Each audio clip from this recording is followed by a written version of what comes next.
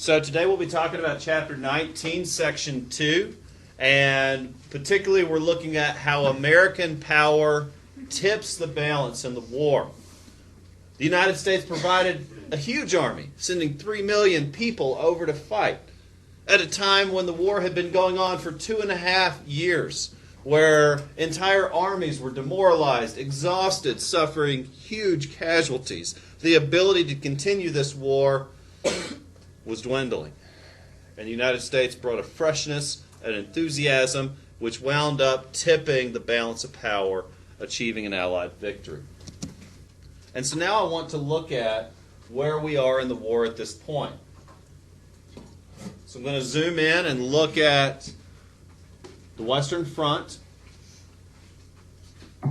In the first year of the war, you see how Germany advanced through Belgium. You see they did also send troops straight down the middle in the Western Front, but the meat of the army came through Belgium. It took too long, and the French were able to stop the advance just 50 miles from Paris. When the line stagnated here by the end of 1914, as we fast forward into the next year, you see the lines haven't changed. Millions of people are dying for yards of ground. It's a sad story. You see, chemical weapons were used for the first time in the Battle of Ypres in 1915. They are now banned by the Geneva Convention. In the next year of the war, in 1916, we see two of the deadliest battles in the history of human conflict, the Battle of Verdun and the Battle of the Somme. The goal of the German officer in the Battle of Verdun was to, and I quote, bleed the French white. He was quite effective. Their strategy was attrition. Not to take a city, not to storm a castle, not to gain territory, or any such thing. It was to kill the enemy, to demoralize them.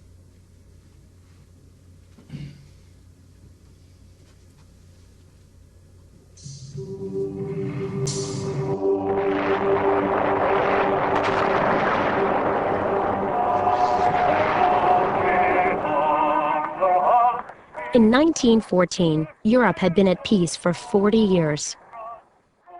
Industrial development had allowed Berlin and other cities to enjoy massive growth.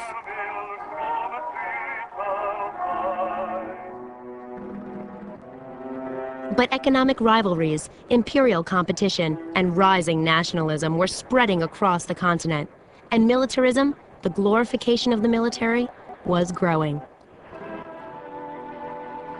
The great powers expanded their armies and navies. The result was an arms race that only aggravated the mistrust countries felt toward one another.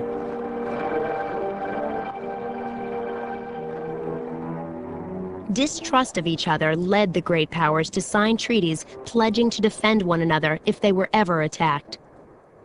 These alliances were intended to create powerful combinations that no one would dare attack. Gradually, two huge alliances emerged. The Triple Alliance of Germany, Italy, and Austria-Hungary, and the Triple Entente of France, Russia, and Britain.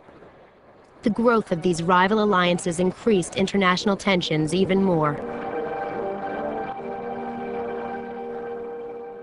How did World War I start? These tensions erupted with the assassination of Archduke Francis Ferdinand of Austria during his visit to Serbia on June 28, 1914. Austria-Hungary declared war on Serbia. Because the alliances were in place, a chain reaction occurred, and the major powers began declaring war on one another. Germany invaded France through neutral Belgium. Because of this action, Britain joined forces with the French against Germany. The Western Front was born. Why was it called the Great War? Newspapers soon began calling it the Great War because it was the largest conflict the world had ever seen. The French mobilized 8.5 million men, the British 9 million, the Russians 12 million, and the Germans 11 million. It lasted for 4 horrible years.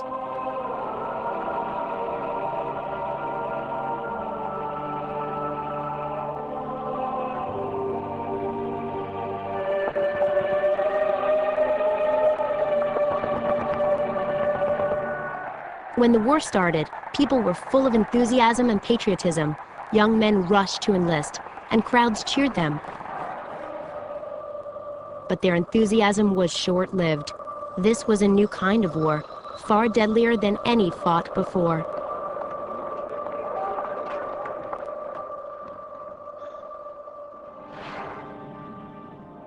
On the Western Front, the warring armies made a vast system of trenches stretching from Switzerland to the English Channel.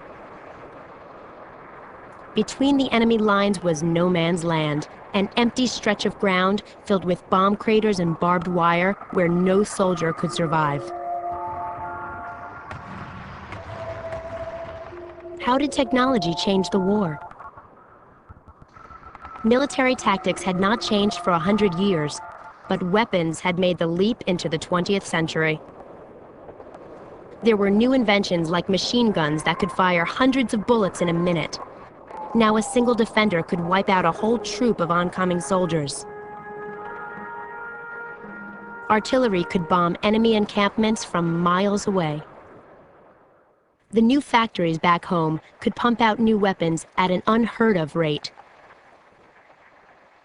And now science, previously seen as a sign of progress, was used for killing. Chemical warfare was also put into use. Poison gas, capable of blinding or even killing, was now part of a soldier's arsenal.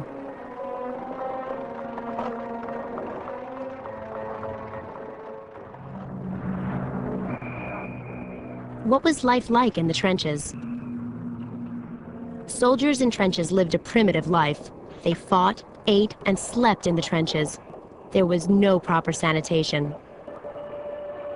Fear, hunger, thirst, and cold were constants, and death was all around.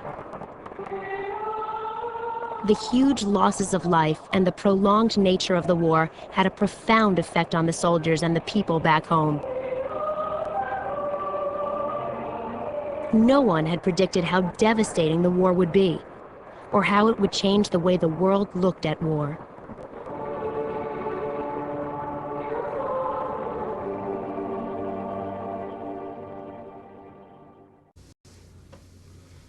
So this is what the United States committed itself to, this type of terrible conflict. And we had to raise an army. We had to convince 3 million men to sign up, to put themselves in harm's way, to risk their lives and even get killed. For a war that not all Americans were convinced we should be involved in. This morning I got to listen to a podcast about why young people radicalize. Why do they join groups like ISIS? It was on Hidden Brain, an NPR podcast. I recommend it. It's really neat. And they studied not only young people moving off and joining the Islamic State, but they studied events such as the German entry into the Nazi Party. 80 million German people joined Hitler's movement. Why? Or even peaceful movements like the Civil Rights Movement or Gandhi's separation from British India. Why do people join movements like this? What convinces someone to join a cause which may get them killed? And what they found in every case was that young people weren't signing up because of something they saw online or something they read. More often than not, it was peer pressure. People were radicalizing in university cafeterias from influence by their friends. And it's the same in radical movements around the world. And so what nations' militaries have to figure out is how to get young men to sign up. How do they do it? Well, of course, propaganda plays in. The Selective Service Act required by law that every man 18 years and older register for the draft. And so everyone was randomly selected for service as well. Now, African Americans served in segregated units. In fact, they were excluded from certain branches such as the Navy or the Marines.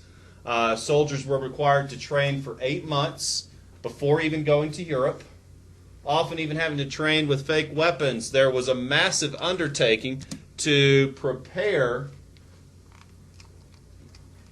the United States infrastructure for war. We had not waged a full-scale total war since the American Civil War. And so most of our technology was antiquated. It took some time. We would have to build ships, for example. The United States would have to transition into a wartime-based economy. And so in doing so, we would give special exemption to shipyard workers. They would not be subject to the draft. We needed young men in the shipyards who knew what they were doing so that we could build ships as quickly as possible so that we could get our men safely overseas. We also were in the process of requisitioning private commercial ships for use by the military. Tomorrow we'll talk all about America's involvement here at home. But today we need to simply focus on building an army, getting it overseas, and winning this war as quickly as possible, because the reality is that European nations could not continue this fight much longer. Did you know the corsets trend ended because of World War I and shipbuilding? The what? The iron in corsets was ordered to be sent to ships, and that's why we stopped wearing iron corsets. Wow, I didn't know that. So yeah, iron corsets ceased being used in the war. In fact, a number of things were rationed. Americans were told to grow their own crops, use less metals, free up resources for the war in any way possible. And we'll talk more about that tomorrow. But as I was saying a moment ago, the need is to convince young men to fight. How do you do this? Well, in England, it was customary, if a young man was seen walking through the streets without a service uniform, women would hand him feathers. Imagine how demoralizing that is. Every pretty girl you see hands you a feather. It means you're a coward. Peer pressure was used to get young people to enlist. For example, you see this poster. This brave young patriotic American has enlisted to fight. His family stands behind him. He needs your support. The purpose of this poster is to make us all feel involved in the war effort. American involvement does turn the tide in this war. For example, the U.S. Navy helps to get American men safely overseas. One of the tactics we utilized was a convoy system. The Nazi subs were sinking American ships, bringing cargo and soldiers over to Great Britain and France. And so ships equipped with the technology to see these subs, also ships equipped with mines, were planting these mines, underwater mines with powerful magnets that could attach themselves to subs and destroy them. By 1918, we were sinking more German subs than they had the ability to rebuild. You see, in a total war, men can be replaced. In a nation of hundreds of millions, people can be replaced. Subs can be rebuilt. And so in a total war, one nation has to destroy the enemy more quickly than they can be replaced, or destroy them entirely. You see, after 2.5 years, Allied forces were exhausted, were demoralized. One telling example of this is in Great Britain. Their entire standing army before the war was wiped out within a year. And so most soldiers were new recruits or replacements. In fact, later on in the war, Great Britain ran out of men to enlist from. They had to lower their height and weight requirements for the draft. There's a true story of a British regiment called the Bantam Regiment, created after the lowering of their height and weight requirements, and it was a regiment of little people. They had to make special rifles for them. They had to design special uniforms for the Bantam Regiment. Look it up later if you don't believe me. And I kid you not, they were given the job of digging a tunnel under no man's land. They're called sappers. And so it was their job to tunnel under the German trenches to place charges underneath the trenches and to create a gap that way. So there's the Bantam Regiment for you. It was said that when they landed in France, the French sailors became angry because all the French women thought they were cute. And so there was a fight between the little people and the French sailors. Anyway, there's a book about it. You can read all about it. The point is that after 2.5 years, the Allied forces could not continue this fight. And the American troops brought a fresh enthusiasm. We were nicknamed the Doughboys because we were so fresh and new. Red-faced, happy, enthusiastic, especially when compared to the demoralized and shell-shocked veterans. We were the American Expeditionary Force, led by John J. Pershing, the very same man who hunted Pancho Villa. And what we saw was indescribable. Young men like Alvin York or Eddie Rickenbacker from the farms of nowhere America, going to see these ancient European cities, many of which had been destroyed or devastated by war. Did you know that there were colonial tribesmen fighting in the trenches? Aborigines from Australia who hunted game with spears were drafted and sent to fight against machine guns. There were Maasai warriors charging alongside European soldiers.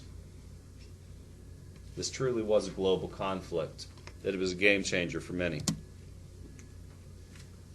You see, this war saw the use of weapons which no one could have dreamed of.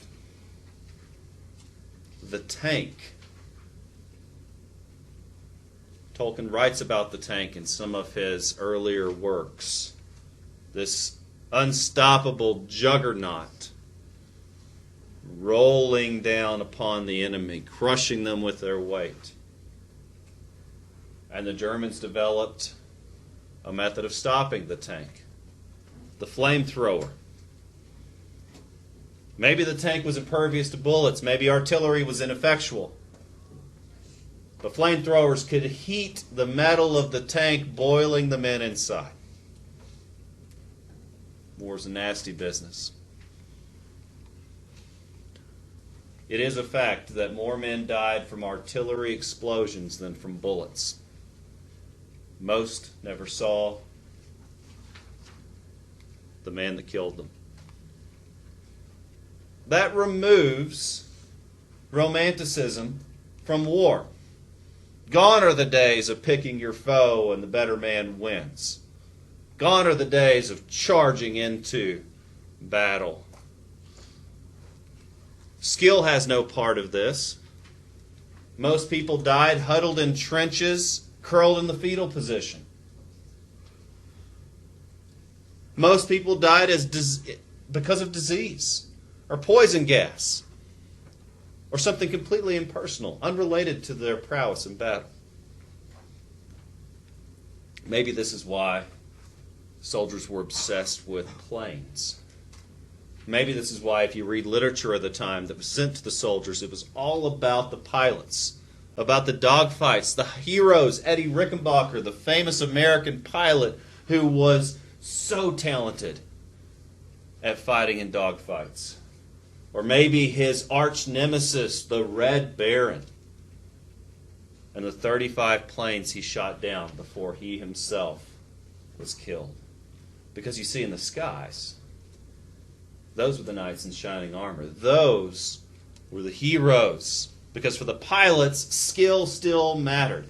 Heroism could still be talked about. Even though in reality, there weren't that many planes. And it wasn't of that great a strategic value, but for a morale purpose, it was much better than John Doe was blown to pieces in his trench this morning while trying to make coffee. So many people died attempting to use the restroom. They were shot by snipers. There was a word for it. They were called ding-dongs. I'm serious. The safety zipper was invented as a life-saving device because prior to the fly zipper, you had to unbutton your trousers to relieve yourself. It took too long. Target for snipers. What do? You're going to use your restroom in the trench? Cause further nastiness? Well, some people did. This war was so terrible that people would self-inflict bloody wounds upon themselves. It became a treasonable offense. They would light a cigarette at night. They would stick their hand out of the trench. Sniper blows their hand off. They get sent home. It was called a bloody wound. They'd hang you for it if they figured out that's what you had done. Here's some doughboys enjoying themselves. I don't really know what that picture's about, but it's in your book. And here are some going across the Atlantic. This war was terrible. Any war is, really. I hope you never have to experience it. But these new weapons and tactics led to terrible injuries. For one, there are some horrible consequences of being forced to hide in a ditch for months at a time. The obvious one is when it rains, the ditch fills with water. You're stuck laying in the water. If you stay in the water too long, you don't just get wrinkly, your skin begins to rot. It's called gangrene. It's really disgusting. Also, there were lice in the trenches. Since soldiers were unable to bathe, where are you going to take a bath if you're in the trench? Lice were a horrible problem. And there were rats.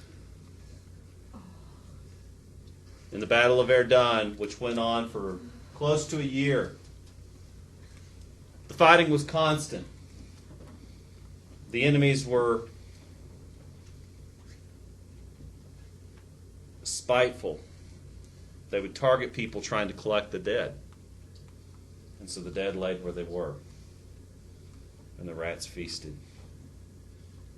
And the crows and the vultures. It was said that rats could be seen the size of dogs. They would come for you while you slept. I have a book of nothing but first-hand accounts of soldiers from the trenches. It's called Letters from the Trenches. One man wrote in the book, "For 6 days and nights, I huddled in a hole in the ground, while overhead I heard the sound of artillery.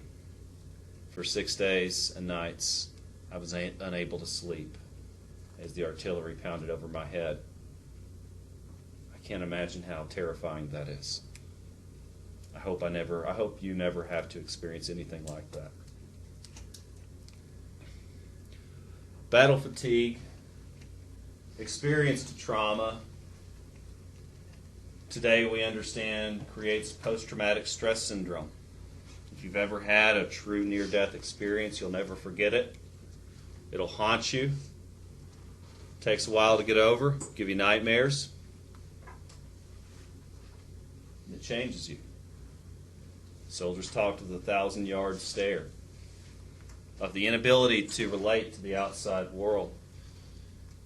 Soldiers today go through a process, a debriefing, a time of transitioning back into real life. Many do need counseling and therapy.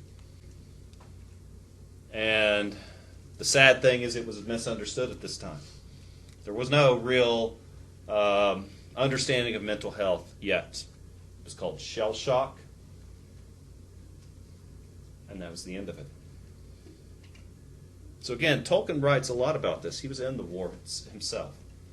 And you could argue that, kind of Frodo's disillusionment and despair at the end of the book or movie was Tolkien's own reflection of trying to go home. But of course, the physical problems perhaps were more obvious.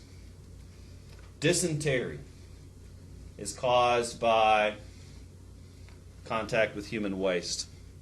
Trench foot is what they called gangrene, when the foot rots off your body.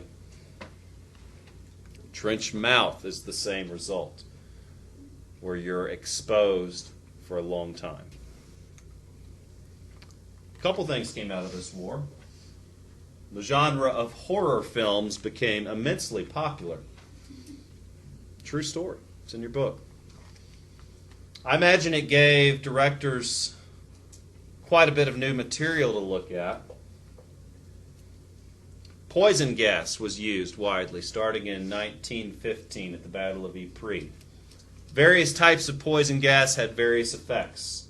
Mustard gas caused blindness by attaching itself to moist parts of your body, causing extreme irritation. It's an extremely corrosive substance, and it damages your eyes to the point you lose vision. Those masks themselves also kill a lot of people. They help spread disease. Yes, the mask. I was going to get to that. If the gases come, you hear a canister pop open. That's your signal that you have only a few seconds to get your gas mask on. And then hopefully on your dogs or your horses, your comrades. Gas masks use rubber gaskets. Rubber gaskets dry rot. They deteriorate. They tear. And so too much use can wear them out quickly and they become ineffective. And essentially you're betting your life on something as fragile as a rubber gasket. And then, as was said, they spread disease because you're issued one. Well, who knows who had it before? I mean, you can attempt to sterilize it, but those very same chemicals that sterilize it could deteriorate the rubber. You see, clothing with rubber gaskets can only be washed in cold water by hand. You're not even supposed to use soap.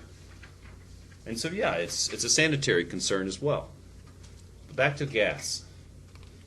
So mustard gas attaches itself to the moist parts of your body. There's a story of a truck driver stopped at a shell crater to relieve himself. The man riding along with him heard a blood-curdling scream. You see, the man ducked down into the crater to do his business, hoping to avoid sniper fire. Well, as I said, these gases are extremely corrosive and they attach themselves to moist parts of your body. When the man ran over to see what was the matter, his friend was begging him to end his life. And he did. I won't go into any more detail, it gets gross. Now, other types of nerve gas were perhaps less disturbing but more dangerous. Some types were nerve gases. They disrupted your brain's ability to communicate with the rest of your body. They give you this euphoric, painless sensation as you go limp and as you die. But at least it was painless, I suppose. You see, these gases are now outlawed by the Geneva Convention for the terror that they caused and for the devastation that they wrought. Now, by 1917, Russia had withdrawn from the war. They had become or were transitioning into the Soviet Union. The Germans were able to shift their full attention towards the Western Front and were coming very close to their objective in conquering France. In fact, they came within 50 miles. Just in time for the American soldiers to arrive. They stopped the German advance, and they were able to turn the tide against the Central Powers.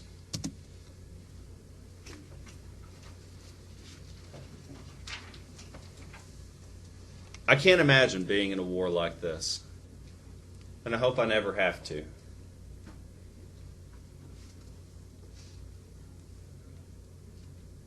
I can't imagine how you continue to motivate young people to enlist or continue a fight like this, and it's probably the reason why wars tend to be popular in their beginning and tend to be hated by their end.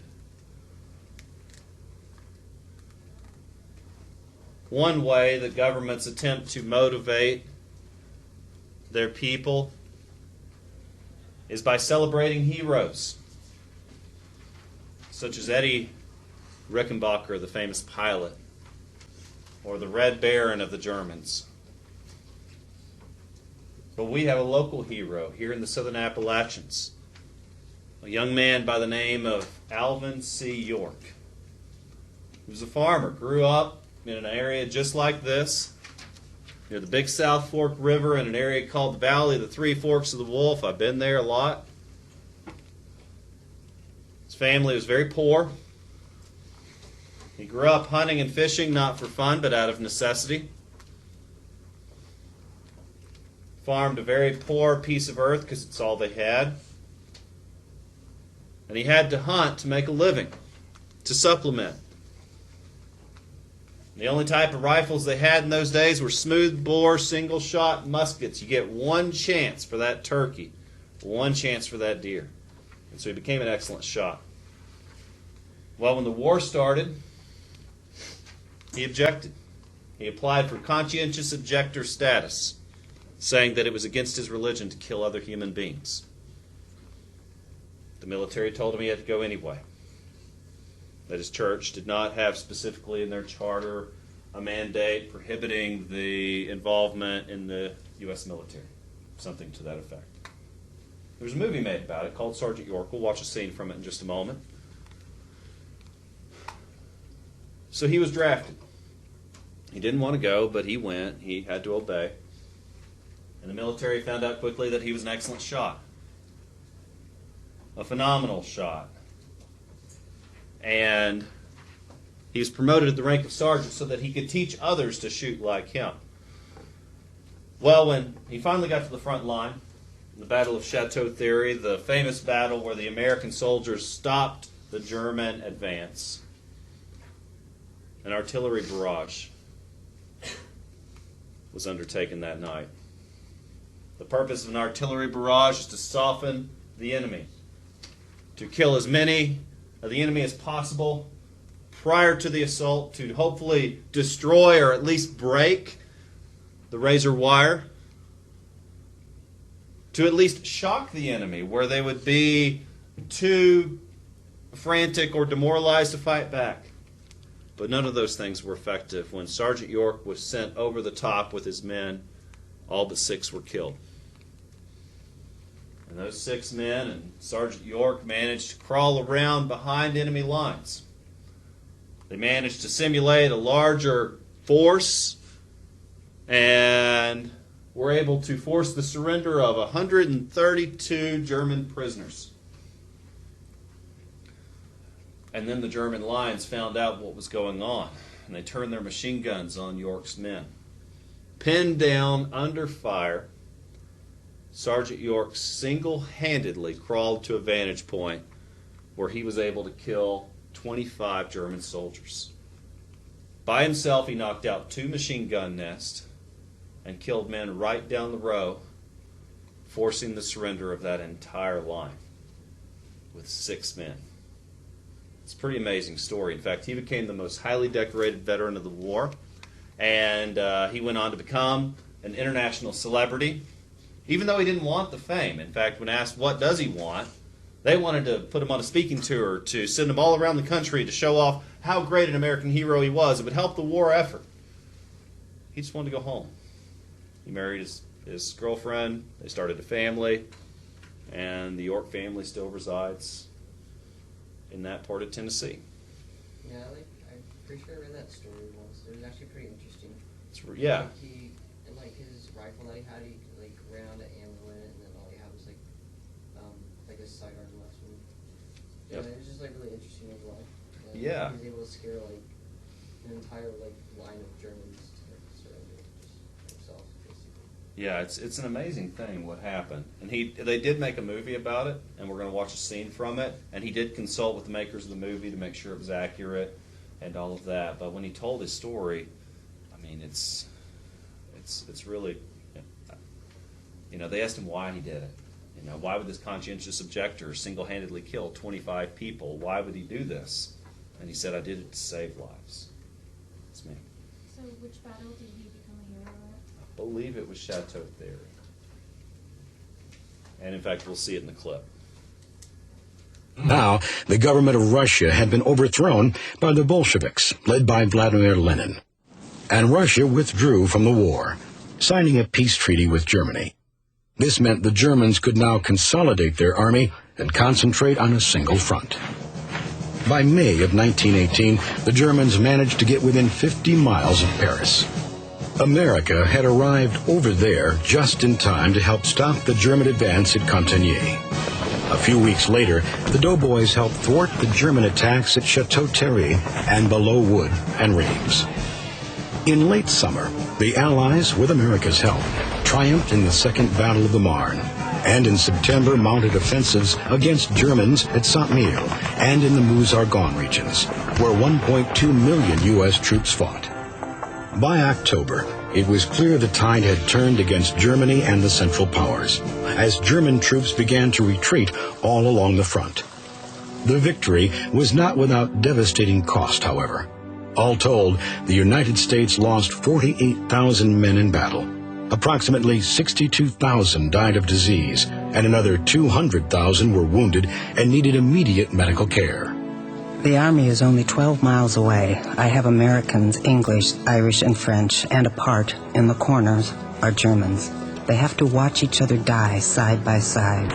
The cannon goes day and night, and the shells are breaking over and around us.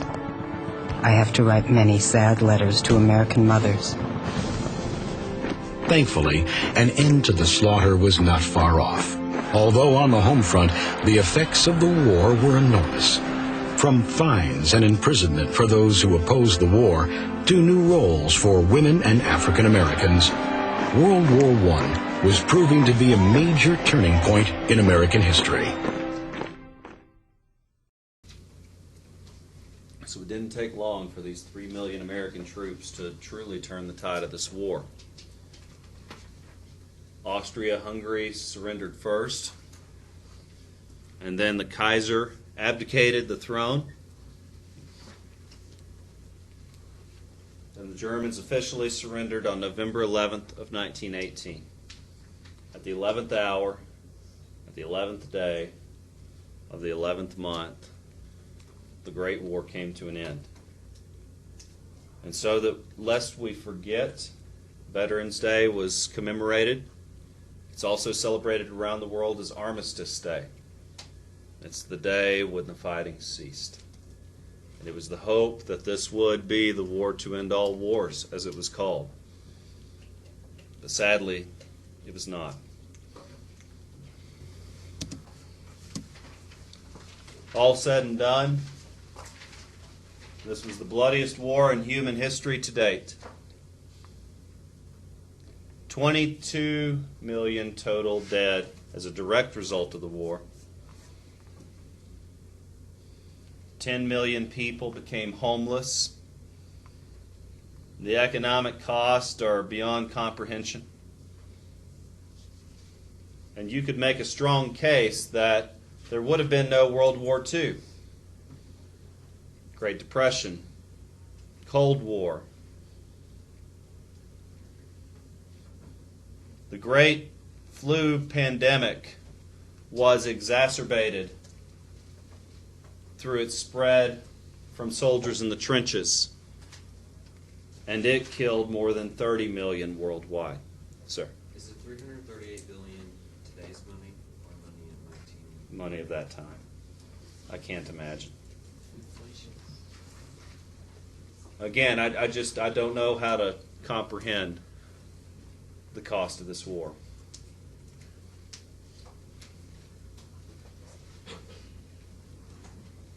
The war changed the culture of Europe. One visible change is that church attendance decreased dramatically. The continent became increasingly secular. That was part of the cause. You could also argue the Enlightenment, scientific revolution, many other factors. But for the general populace, this was one of the big factors of that.